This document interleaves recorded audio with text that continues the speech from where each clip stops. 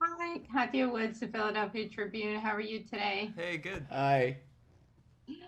Oh, you two are fun in this. A lot of fun, a Oh, lot thank of you. fun. Let's Thank you. start with you, John. It's nice to see you doing comedy again. Oh, thanks.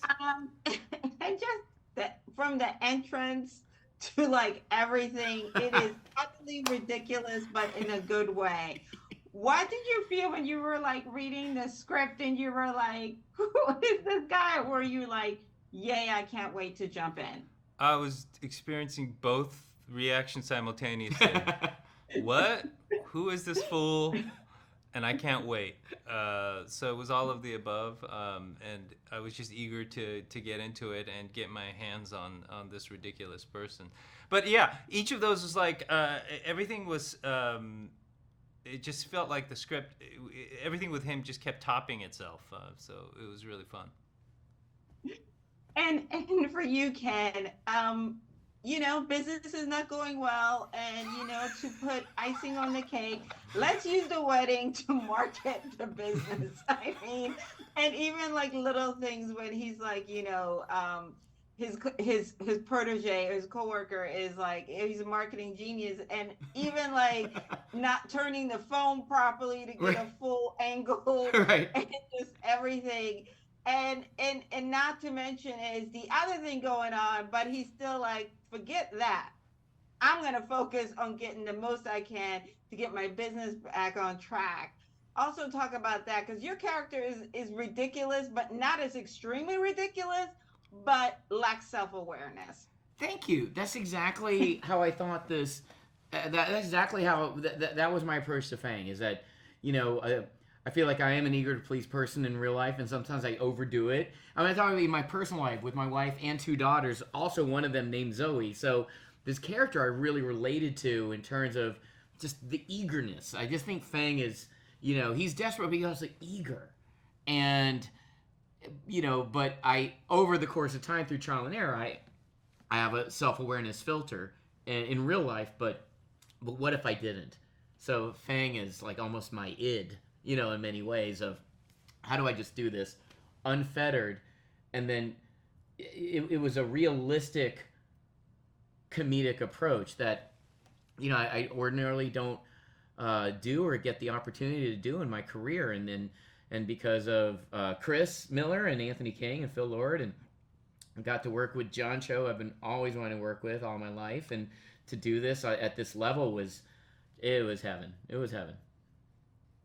I love that, obviously we're trying to solve a murder. And again, these people are not quite understanding that, hey, we might want to have a little bit of empathy that someone died. They're so caught up. How much of a hand did you have in developing your character? Because John, even like little things like I'm like, is he taking a shower with the belt and the situation and all that going on? And even in that scene, you're not saying a lot, but it's just you can't help but going, luckily it's streaming, so you can kind of like pause and be like, yeah, yeah, he's taking that into the shower. Okay, friend. Okay. Like how hard was that? Because your character is dead serious, but it is again, once again, one of those things where you're like, absurd, utterly absurd. He's anything seemed to go with him, which was like a really fun character to get. I love watching. There are certain characters, comedic characters, that can do anything, and it's realistic. For instance, I would say Kramer on Seinfeld is a character where you go, okay, I guess that tracks. You know what I mean? Like he's one of those characters, and I think Ulysses is in that ilk of where you sort of buy anything from him. So it's really freeing to play a character like that because you can just say yes to any choice. And Lord Miller obviously wrote this great character, these great characters, but from my vantage point, they seem to be very collaborative with what we were bringing in and adding our own flourishes. Because I think they really wanted in particular, the group scenes to have to be really textured and deep, and I think each actor really brought in those where I saw depth that that wasn't even on the page to me. Yeah, like I love Lord and Miller so much, and Anthony as well. Where there's times where, I mean, sometimes it works the inverse. Oh, you get to improvise a lot, but sometimes when you're working with people who you really admire and respect, and like there is also this the situation that has happened frequently where you don't want it, you just deify them so much, or you don't. Oh, it's all on the page, and it is all on the page. You don't. I don't need to improvise. You know, sometimes it'll be like, hey, you want to? And Chris is so gentle. He's this gentle genius. Hey, if you want to say something, like, oh no, I'm good. No, go ahead. There. So sometimes you have this paradoxical thing where, oh no, go ahead, do your thing. Yeah, we have time. So there's that kind of reverse psychology of improv. Sometimes that goes on. Yeah, and they're really encouraging us.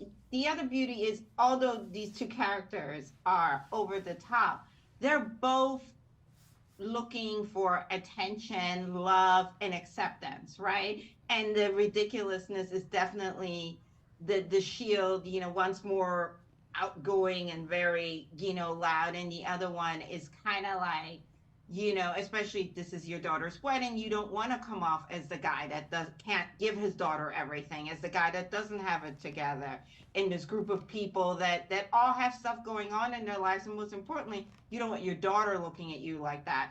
Talk about that, because I feel like with social media, like a lot of people do that. They paint this life that is supposedly so filling, and then you find out like later on that it really isn't. It's just kind of like to cover up the pain. Let's start with you, Ken.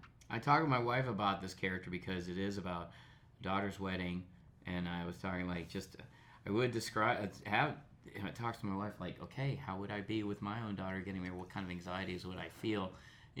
So they were definitely just wanted to get in that headspace of just performance, of just how I can perform that, and then you can on the day kind of make it your own and extrapolate and have it be molded by the directors.